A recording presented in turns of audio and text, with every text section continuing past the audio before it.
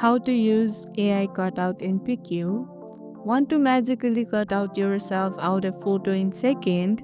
Let's use AI Cutout in PickU. Fast, smart, and super easy. Open the PickU app and tap the plus icon. Tap the scissor. This opens to your gallery. Choose the photo you want to cut out yourself. Tap on Cutout or AI Cutout. PickU AI will instantly start scanning your photos and automatically detect the subject, usually a person, pet, or main object.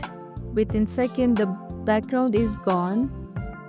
Use the restore brush to bring part back.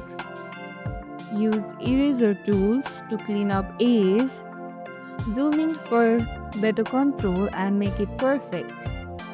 Now you can add new background, place a cutout, and add sticker or text. Done. Tap save and boom, your cutout is ready to share, post or meme up. And that's how easy it is to use cutout in PickU. No green screen, no Photoshop, just a few taps. If this helped, hit like and don't forget to subscribe for more quick photo trick. See you in the next one.